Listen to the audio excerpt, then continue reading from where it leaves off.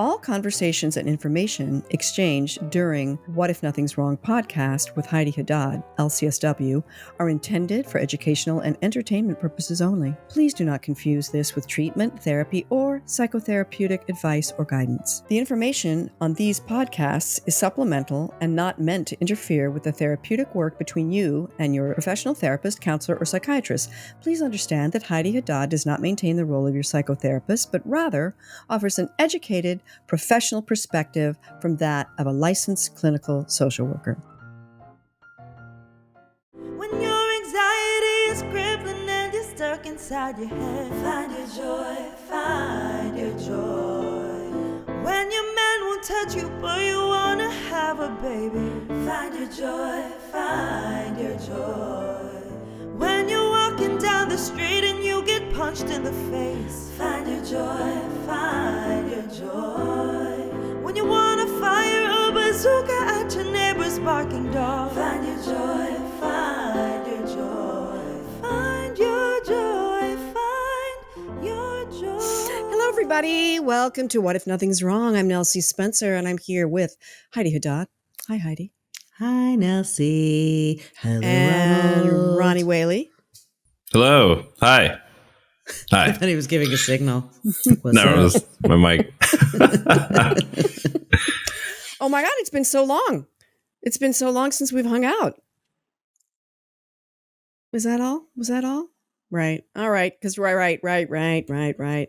So since we last spoke, though, Ronnie got COVID. Yeah, I did. Congratulations. Thank you. Congratulations. I worked really hard. Yeah, I got COVID. How did you it wore happen? a mask and a shield and You quarantined for 10 days and you got COVID. No, I mean, yeah, I did do that. But then as soon as I got to my hometown, I was like seeing old friends and stuff. And that's probably what happened. And you're vaccinated, by the way, guys. He is vaccinated. Yeah, So I am vaccinated. And plus, during the period of when I did have COVID, all I felt was really, really tired. And I didn't get like, I don't even think I got like a cough. Like I'm sneezing now, but I don't even know if that's related. And I didn't get shivers. I just was really tired. And that's something I also heard from my friend who also got it. She just was really tired for like 3 days, but she was also vaxxed. So yeah. I'm sure it might have been worse. Are all your friends in the Philippines vaccinated? Not all of them, because some of them just can't get it. It's very hard to get vaccinated in the Philippines. But there are some that who choose not to, and it's a point of tension in the group. Sure. That's Yeah. a Hang good out with point them of tension. anyway? I do. With masks or no masks? No masks. So thus the COVID. Not that I'm blaming the unvaccinated people. It's not even that. I mean, even if you are vaxxed, you can still be a carrier. So I know. That's why yeah. I took that back. Shame on me. Yeah. I mean, and to be fair, Ronnie got it, but did any of your unvaxxed friends get it? No. Yeah, Well, so it's like it's so yeah. mysterious, right? It's just mysterious. It's like COVID is such a wild thing. It's like, yeah, there's this, medical side to it, but then there's this weird social side to it.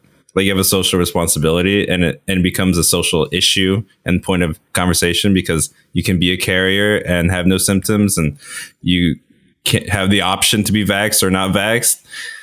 So I don't know. no, it's endless, the conversations about it. So we're glad that you were only tired. We're glad that you're back. And but I want to add one more thing, that a friend of mine who's a doctor who's been working in COVID in hospitals during the pandemic was saying that it's possible that some people just naturally have, I am going to mess this up medically, not an antibody, but just a strain of something inside of you or something, or just your chemical makeup. I'm destroying you're doing a real good the job. language. Keep going, sweetheart. But basically that naturally we have something, some people have this natural repellent. I'll say it that way, to not getting. I didn't say that. No, I'm saying a doctor said that to me, a doctor friend. Okay. No, I'm saying I was talking about this when COVID first hit in March last year. Uh-huh. I was at a bar. I was surrounded by people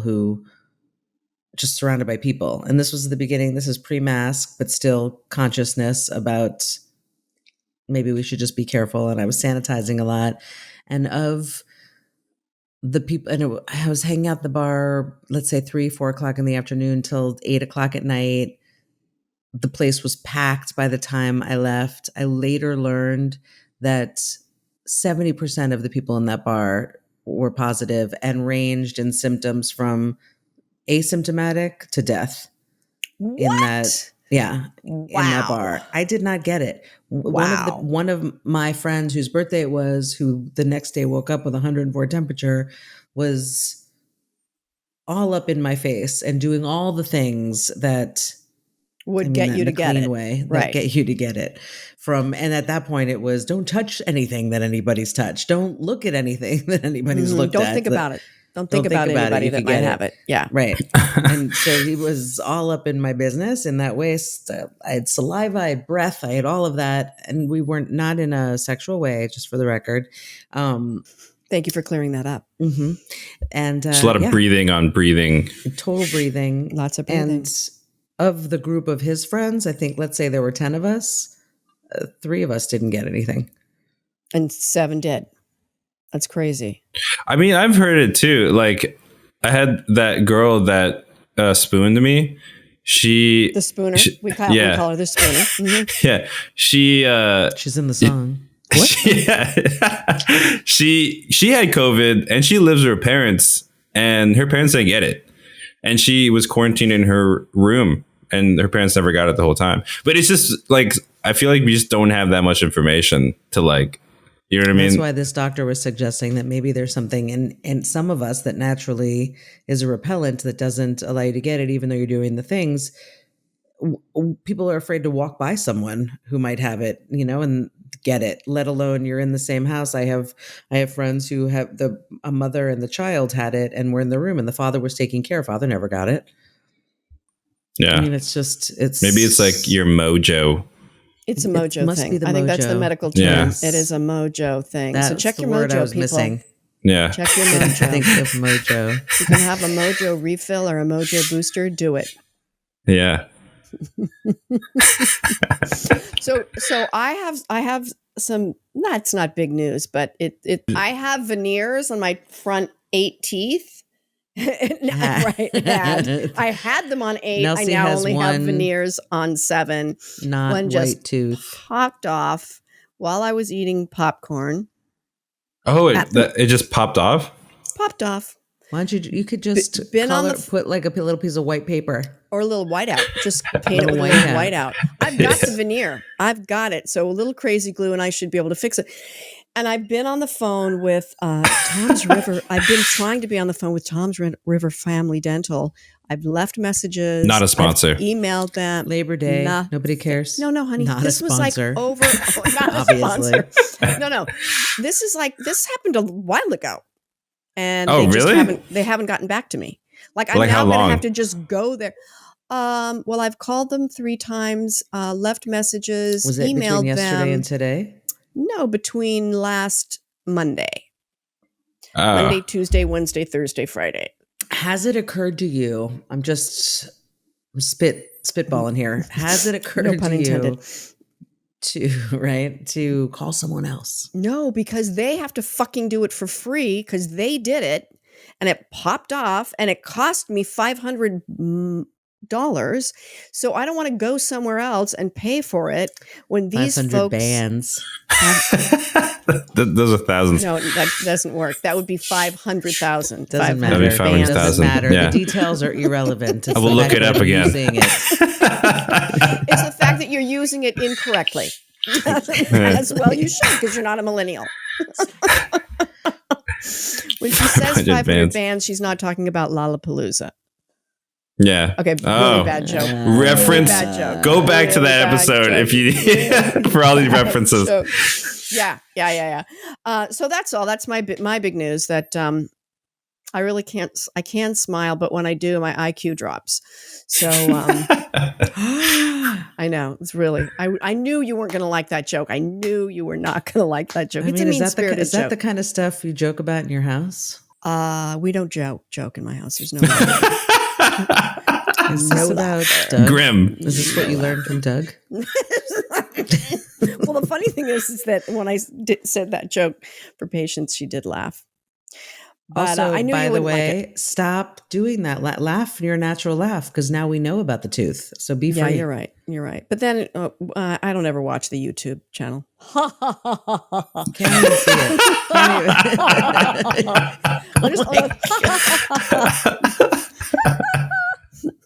Every time you laugh, you have to move to the right.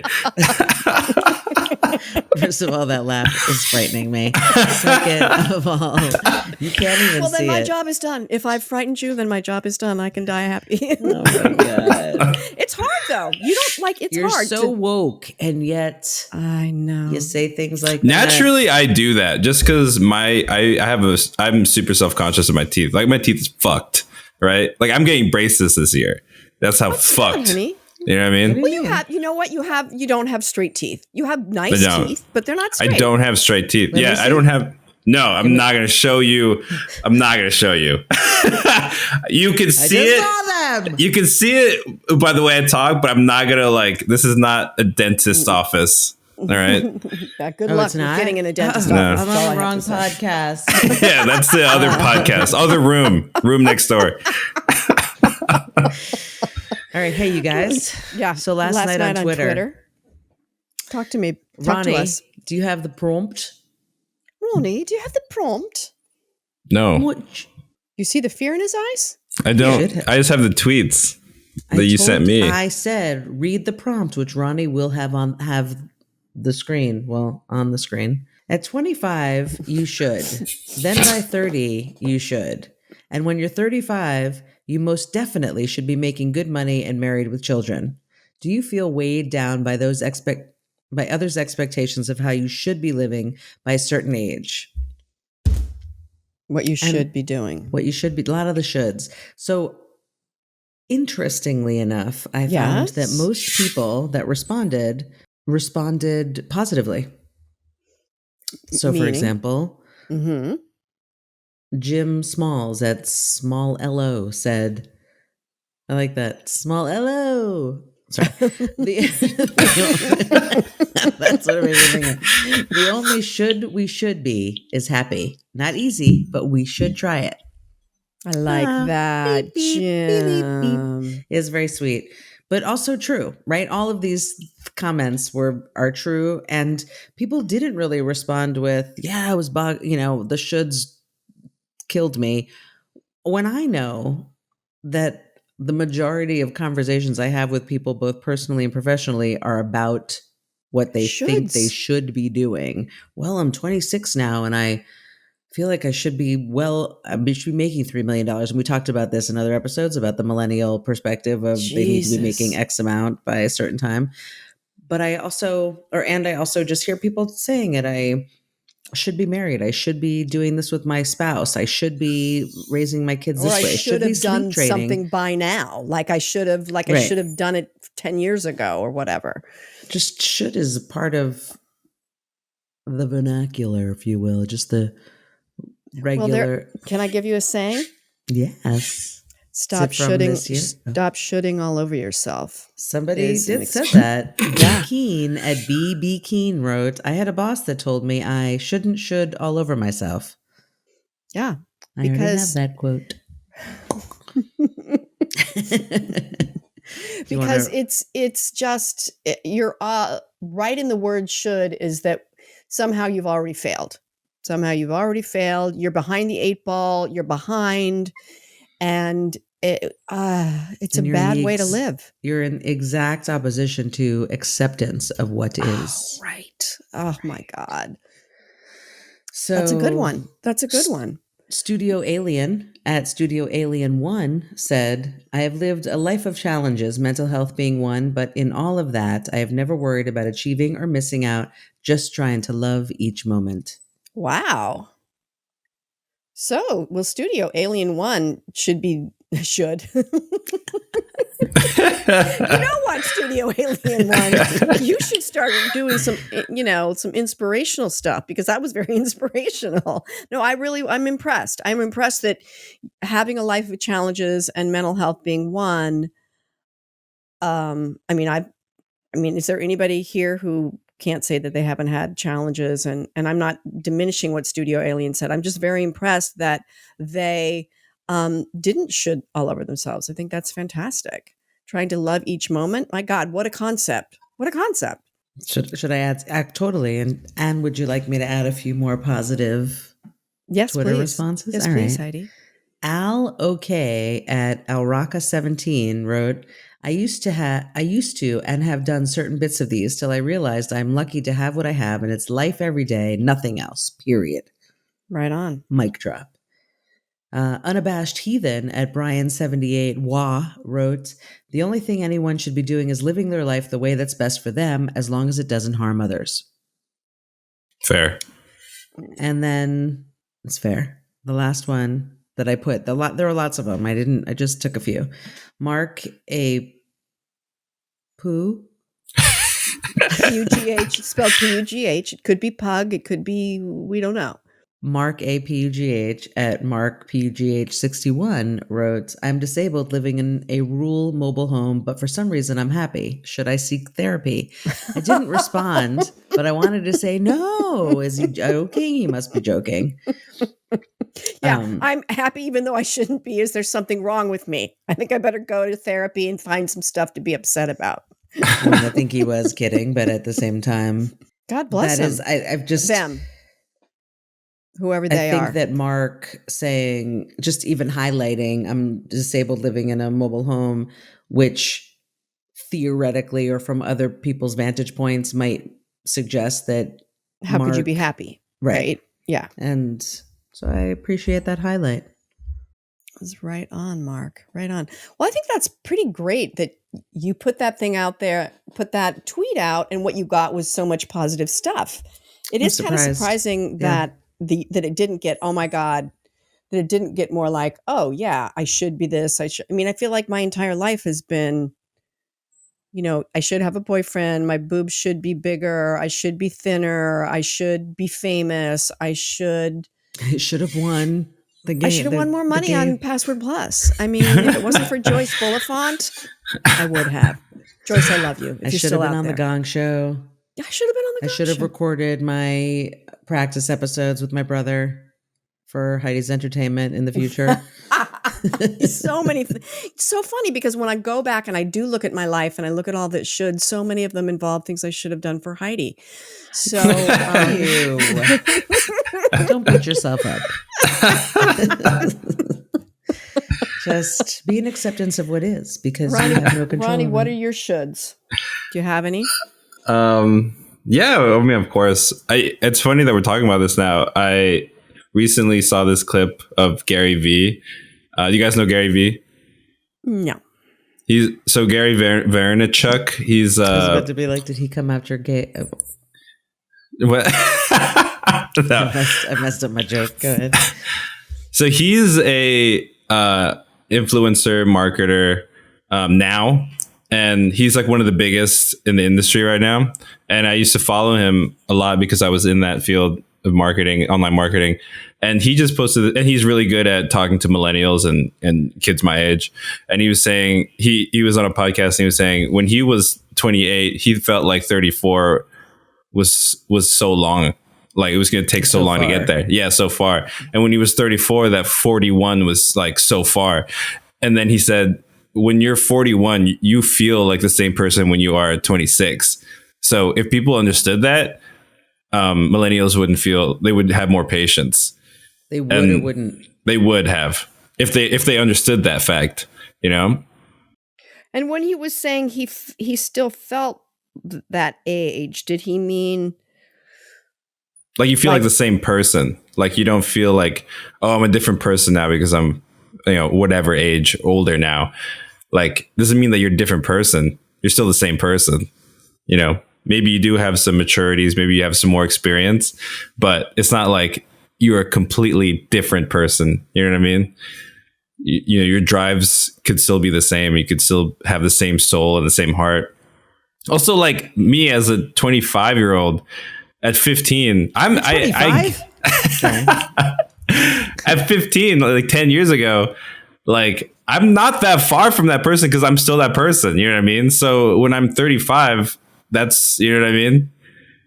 I still feel like I'm 12, you know? I was just talking to my best friend about this on the beach yesterday because she said, "What do you think about this whole aging thing?" She's like, she's 5 years younger than I am. She's like, you know, she's just like, I'm not the whole aging thing. It's like, I'm having a trouble with it. You know, I mean, it's like, look. And you said, have you considered what if nothing's wrong? What if nothing's wrong? No, exactly. Did you say that to her? And then take her phone and then like Apple podcast exactly and follow the podcast. Yeah. Listen to this, but you might find some words of wisdom here.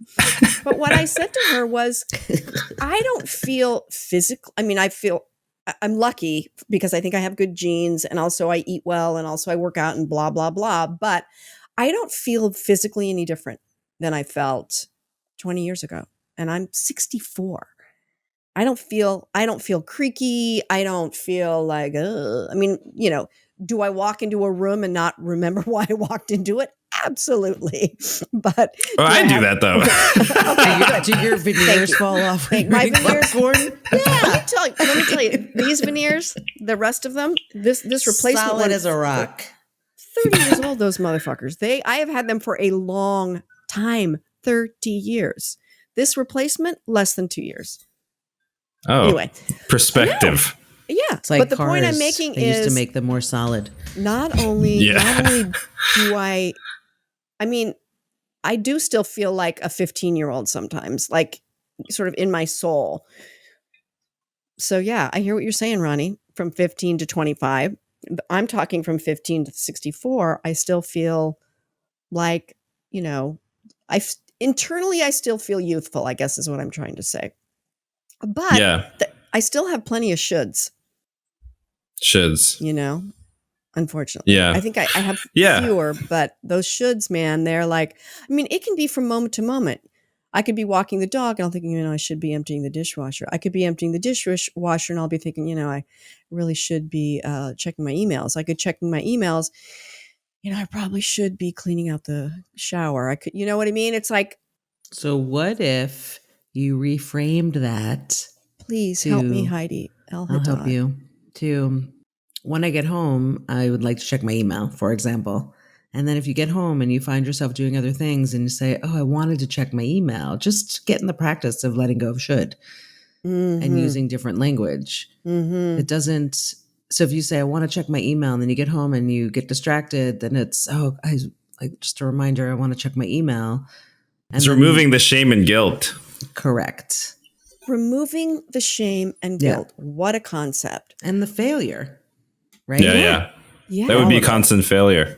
Right. Yeah. You set yourself up. Right? Constantly. Yeah. Oh, God, I should be doing my homework right now. Well, you're not. So what if nothing's wrong? What if nothing's wrong?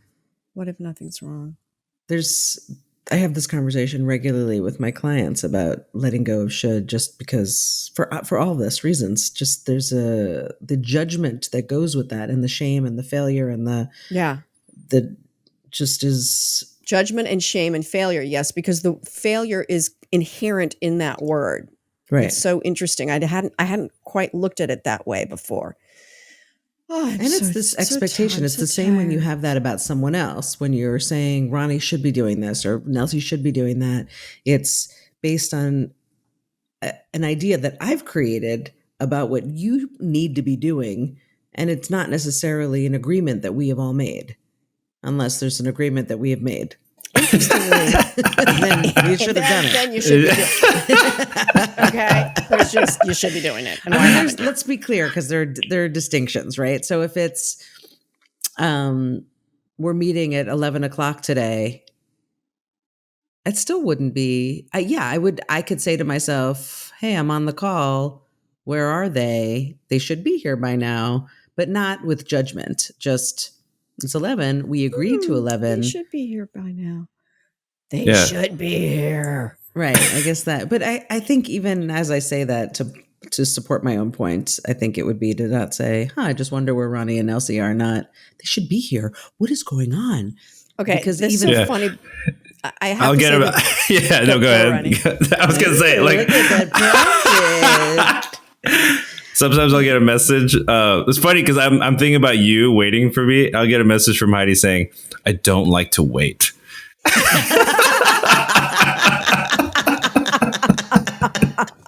But did you notice she didn't say you should be here? No, she's expressing herself, I guess. I don't like to wait. Just in general. Yeah. I don't like lines. Hey, Ronnie, how are you? How's your Monday going? By the way, I don't like to wait. Well, what's funny is this segues into my other thing that I wanted to talk about, into shoulds. And I realized the other day, whenever I drive with my husband, now my husband and I have been together for a very long time. We met in 1984. So I have sat in a car with him pretty much since 1985 for different times where he's driving and I'm in the passenger seat. And my husband is a guy who, if you're going to exit the highway or you need to take a right or a left, he waits to what I think is the last moment to change lanes. And I start thinking, I'm the person who, if I know I have to turn right in a mile, I get in that right lane. I get in it. I don't want to have to think about it. I want to get in that right lane. I want to sit there. And I realized the other day that I am always, when I'm in the car with him, he should be changing lanes. Why isn't he changing lanes? When's he going to change lane? He better change lanes. Like, and I'm checking my side view mirror. I'm looking at him. You're driving in the passenger seat. Inside my head, and with a level of anxiety, he's not going to make the turn. He's not going to change the lanes. We're not going to make it. We're not going to make the turn. Like, I have been living in that level of anxiety, like 30% of the time being in the car. Why isn't he changing lanes? He's got to change What lanes. could you do differently? Lanes. Well, I can divorce. Well, you know what? I feel like I need to just close one my. option. First of all, I know that I'm not in charge. It's not my job. And guess what? He does change lanes, and it all works out fine. And it has for 34 years. Okay, so what could you do differently? Let it go. Let it go. I mean, the funny thing is, I kid you not, I realized that I've been doing. I only realized that I could that I could stop doing it, or that maybe I shouldn't be doing it, like a week ago. But has it ever gotten bad where like he has like almost like hit something, or because he's like changing lanes late? Is there like a maybe trauma aspect? No, it's just me not trusting that if I'm not hypervigilant, the world's not safe. Even though all I'm doing is thinking. Sometimes I will say, honey, you got to get over. It's time to get over. And he's like, I got this. Yeah, So or like, yeah, Heidi. relax. Yeah. He says, shut up or I'll divorce you. No, he doesn't say that. So What if you drove? Oh, I drive sometimes. Yeah, I definitely drive. I mean, but you can't drive all the time, right? There's going to be situations where you're in the passenger seat. Well, now we joke. Now that it's come out, now that this silent panic that I've been having for 34 years, panic's too big of a word, is out on the table. Now we joke about it. Now we're joking about it. And now when I'm aware of it, I get to remind myself, he'll get over. Even if he doesn't, so what's the worst thing that happens? We miss the turn. Yeah, it's not that bad.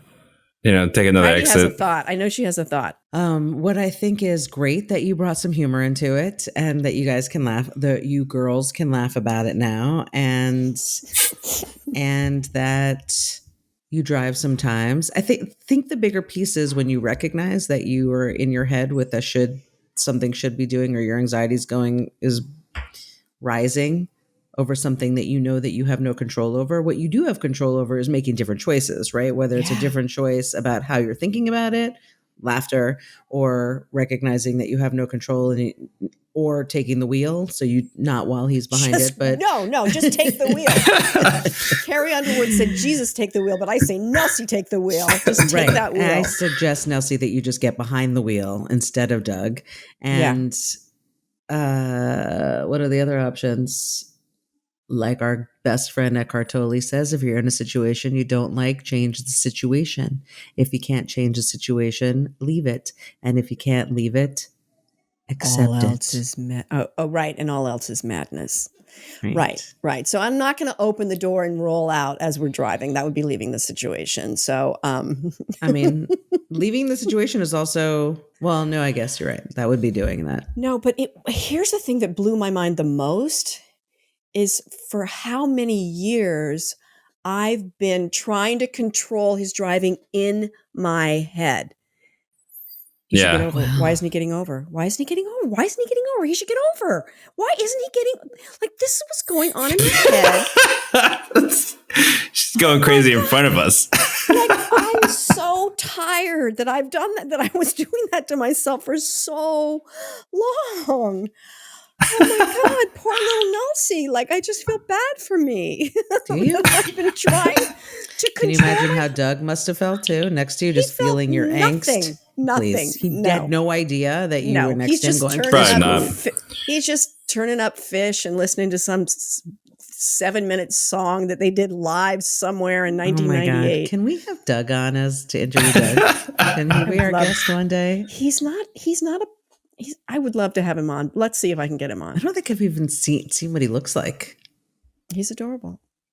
So let us be. I've seen his biceps. Oh, interesting, Ronnie. Well, he came out of, wait. Listen, he came out of the gym today, and every time he comes out of the gym, he won't go to the gym. He's missed going to the gym once since the pandemic started. Once he goes every day, right? And every day he comes out of the gym, he takes his shirt off. He goes, "How am I doing?" Right? How am I doing? Every day, and I'm like, "Oh my God, you're amazing! Where are we at?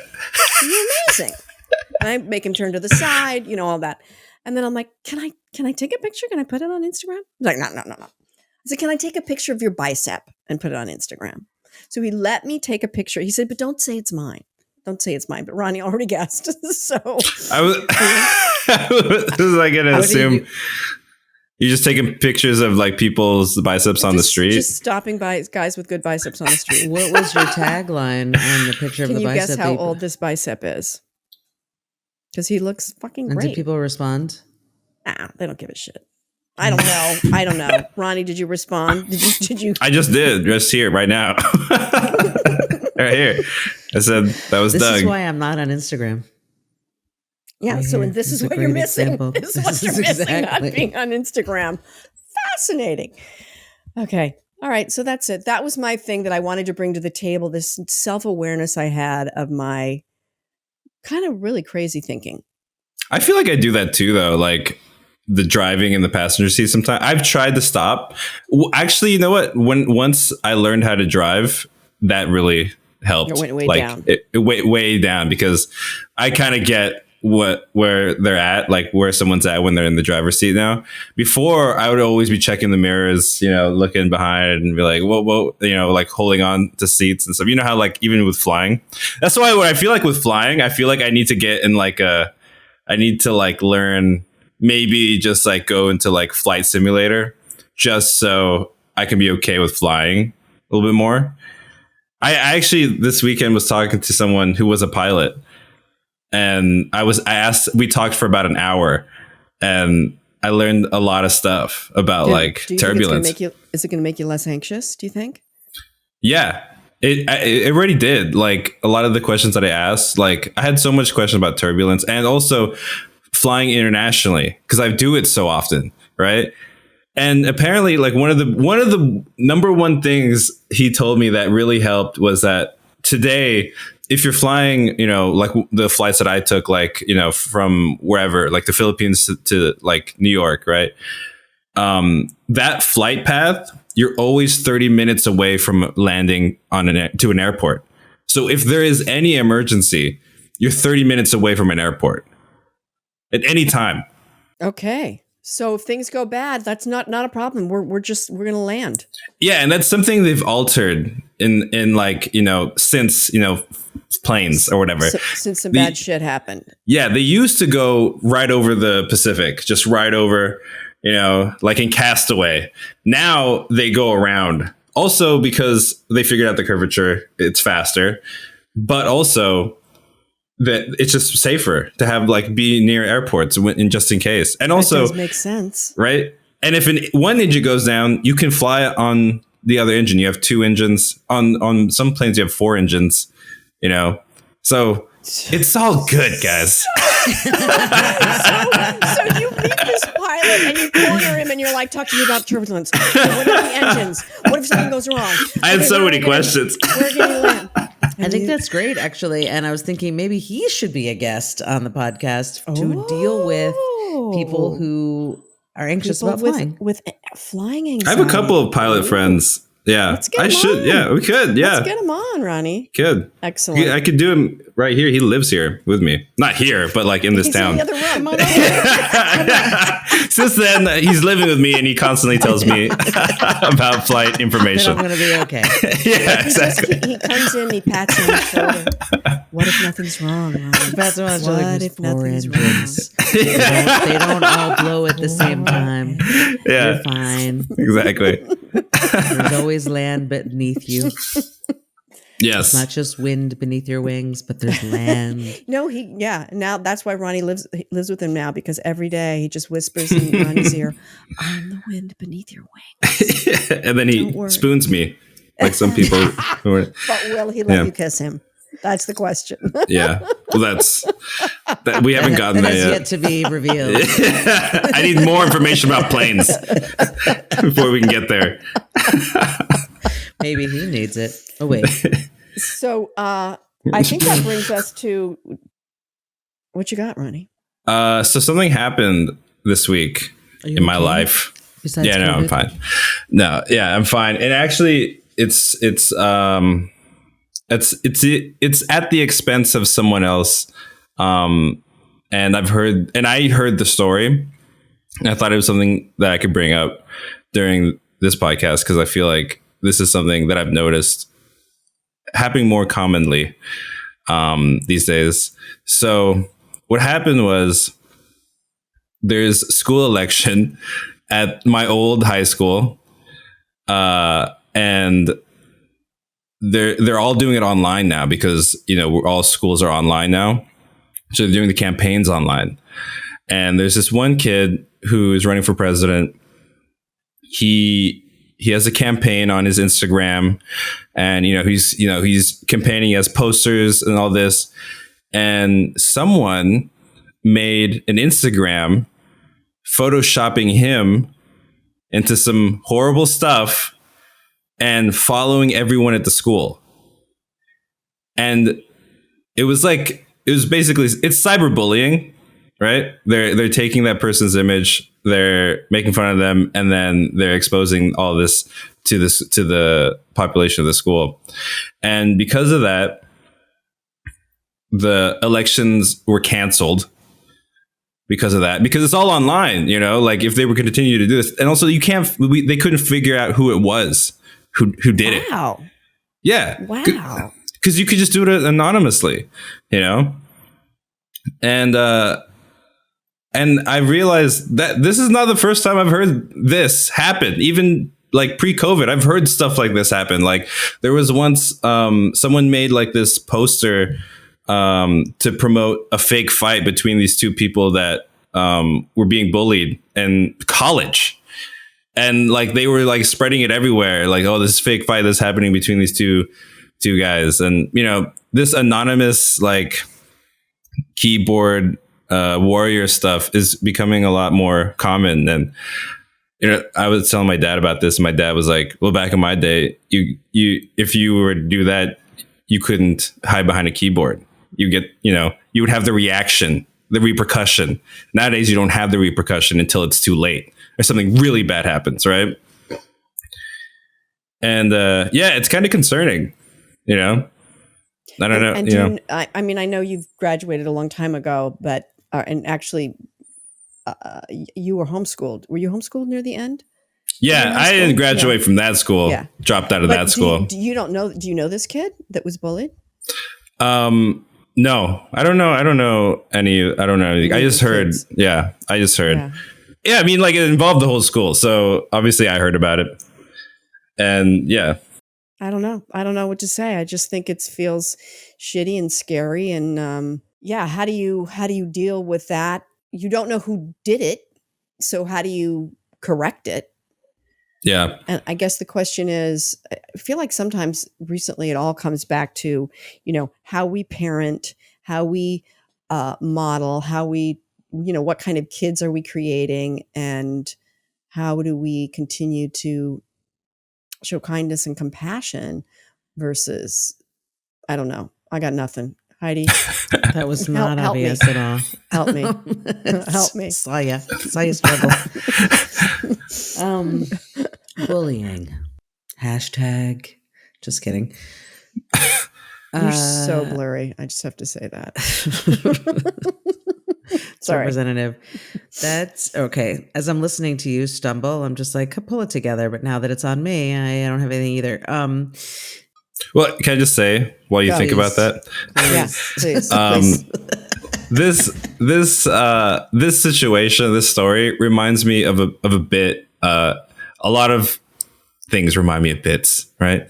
And this one bit that I heard from a stand-up saying that these phones are like super toxic, and they don't teach kids repercussions, because like when you're a kid and you say something mean to someone, you're trying it out, right?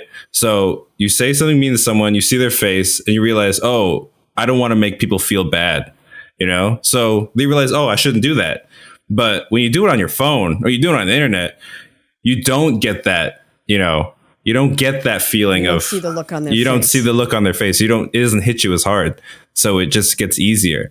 And then to add into that, this whole, everyone's homeschooling, because of lockdown, social lives are online because they have to be for a lot of countries. Some countries, are back in schools, but for a lot of countries, they're still in homeschool.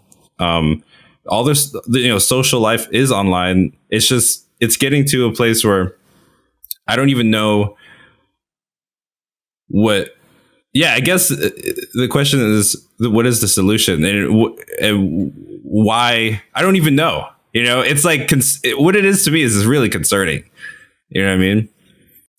There's a hope, I think, at least I have this hope, that there's going to be some sort of reversal back to what our lives were like before technology, this level of technology, where you can be so hidden and so separate and so secluded in that way, whether it's homeschool or just people at home trolling on the internet, or including this general social media of any age, because it's not just teens that do the bullying. Even doing this, the Twitter thing that I do once a week, sometimes, more often, not as often as I've seen in other situations, but every once in a while you have somebody reacting to something somebody said, and it's not necessarily necessary. It might have definitely a mean-spiritedness to it. Yeah. It's definitely can be some mean-spirited. It also, based on, this is not the bullying part, but just based on an interpretation of what has been put out there that someone is reacting to.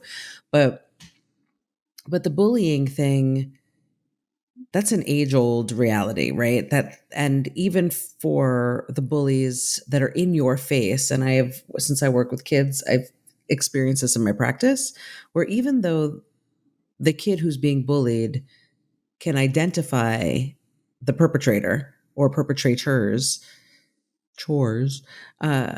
it doesn't necessarily make it okay. The school doesn't necessarily show up and solve the problem. The parents can't solve the problem.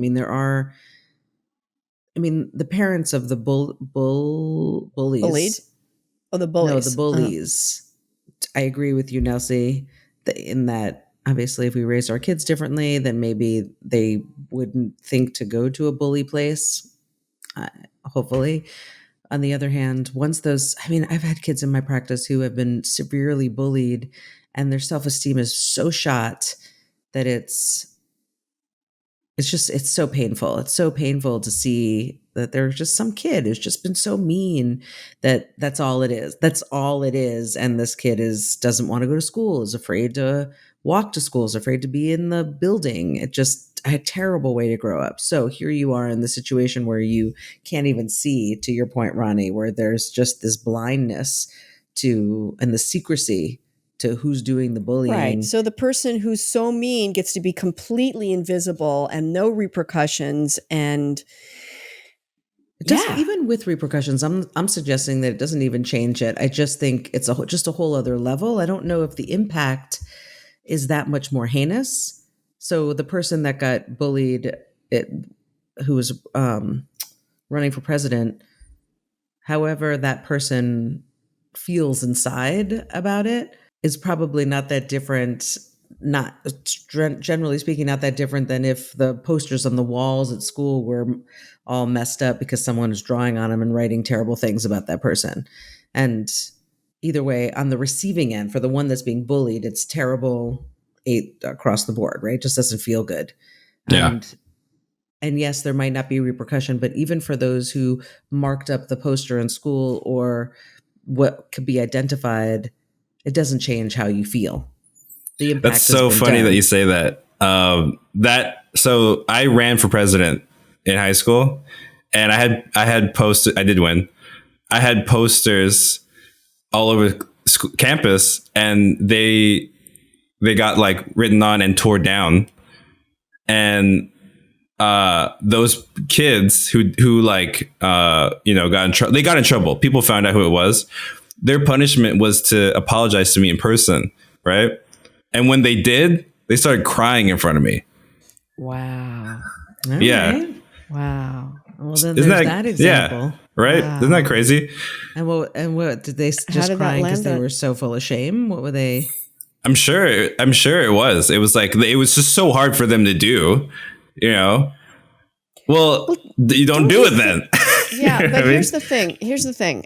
I'm going to admit to bullying that I did. Here's what I want you to think about. I want you to think about if somebody's bullying somebody, where that might come from. That somebody who bullies someone else may be being bullied in some way in their home. They may feel powerless in their home. They may have a father that's doing something mean, beating that. My dad never beat me. He did other shit. But so where does that come from? Bullying does not happen in a vacuum. Someone is not turned into a bully in a vacuum. It comes from a feeling of powerlessness and perhaps from a feeling of being a victim. So, how do we change the bullying if we cannot get to the bullies?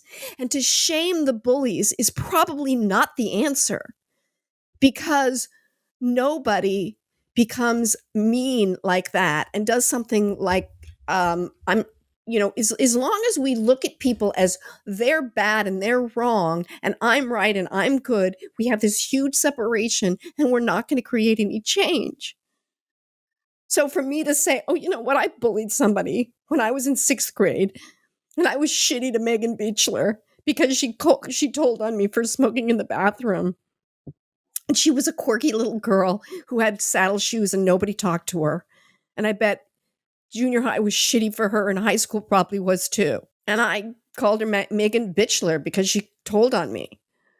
And she kicked me in the shins with her saddle shoes. And you know what? I fucking deserved it. So this is a conversation that needs to be had, because we're not going to stop. Yes, we want to help those kids that are being bullied. Absolutely, kids have killed themselves for being bullied. But why is the bully bullying? What's up with them? And how do we reach out to them and help them? And not go, oh, you're just a little shit. Well, how does a 15-year-old get to be a little shit? How does a 6th grader like me turn out to be mean to somebody like that? Because maybe they don't have any power in their own house. Nelsie, I think it speaks to what a big-hearted person you are. Thank you, honey. I was watching Ted Lasso. Do you think you watch that? Yeah, No. Love that show. Warner Brothers. So are you caught up? Yeah. I'm not. So do you know the Christmas episode so Ronnie, and for anyone else listening, there's an episode where a little girl is given a present by a boy in her class of toothpaste and mouthwash, and and a note in it that says like, Merry Christmas. Basically, your breath stinks. I mean, something terrible like that. And she feels horrible. And then her uncle and her uncle's girlfriend say, I'm sure your breath is fine. Blow it in my face. And she does. And then their eyelashes curl. That's so terrible. And so they go on this, so they support her in going on this hunt to find out why she has this medically induced terrible breath. It has to be something going on, not just she has stinky breath. They do get to the bottom of it. It is resolved. And so the last scene regarding that segment is them going to the boy's house, and she's got these signs and they're playing music. And she basically says, whatever his name is, my feelings were really hurt. And when you gave me that thing, and I just found out that I can resolve this problem and it will be resolved in 24 to 78 hours. And next time you have something to say, can you just engage with me with kindness? I mean, I don't know, something like that. It was so thoughtful, so lovely, so addressing the bully, addressing her pain by not saying you really hurt my feelings, but just my feelings were really hurt. Or actually maybe she said you hurt my feelings, but either way, acknowledging that her feelings got hurt, was able to speak to the bully, which circles back to the beginning of this, where the unknown bully, cyberbully, you don't know, and you can't address your perpetrator. And she felt good. She got her thing resolved. She doesn't want to have bad breath, and could go to him and speak to him directly and have it resolved and feel good about it. And he just looked shamefaced and sad. And she said, did she ask for the apology at the end? She might have. And he said, I'm so sorry. And then she's like, I still love you, or I still want to be your friend, or something loving at the end also. And then she leaves. It was beautiful. It was really beautiful. It was. I think, and that's so interesting, that subtle yet not so subtle difference between you hurt my feelings and my feelings were hurt. Yeah. That's interesting, right? Because it. one might not intentionally have hurt somebody else's feelings. The person might have just felt hurt, even though it wasn't meant that way. All right. So we sang a song. Or even if it was meant that way, one more thing about that is that even if it was meant and someone was being intentional, it's still on us. There's still, I like to use this as ideas. Like if you're walking down the street, 3 people are walking down the street, and some random person standing there spits on the first person. The first person might turn around, spit back. The next person walks by, and the guy's, I don't know why person spits on the second person, and the second person laughs. And the third person gets spit on, and they swallow it.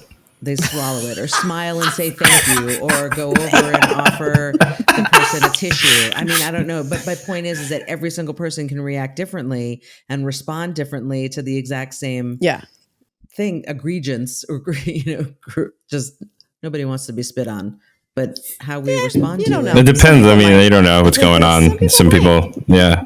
People have kinks, 100% right. Not everybody is going to say no. So depends on you ask. May have another. You're right. So therefore, you never know. So it's not the act that's so egregious. It's the response that speaks to how to move through that. So this kid owning my feelings were hurt isn't saying that person did something that they have control over how I feel. I didn't articulate that well.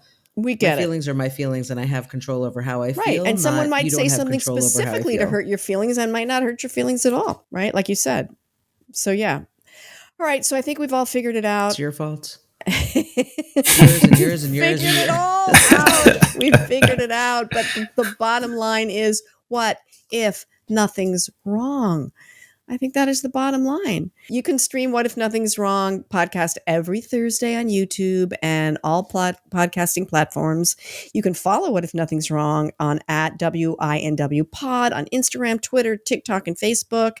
You can tweet Heidi Haddad on Twitter at Heidi L. Haddad for a chance to be on an episode. And as you guys know, my AMAs, my weekly and AMAs. she has AMAs.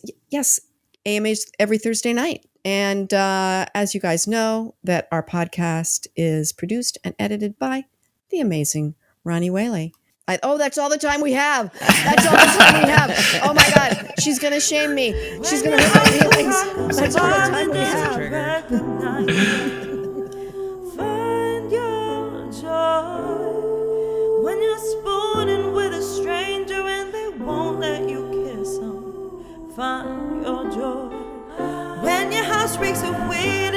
is hallucinating. Find your joy, find your joy. When you're sick, you're dick and scary. When your dog likes Jiffy, find your joy. You've been listening to the What If Nothing's Wrong podcast with Heidi Haddad, LCSW, Nelsie Spencer, that's me, and Ronnie Whaley.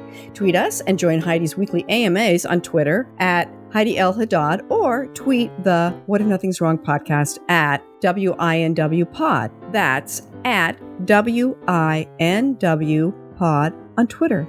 You can also email us at whatifnothingswrong@gmail.com. The What If Nothing's Wrong podcast is produced and edited by the amazing Ronnie Whaley.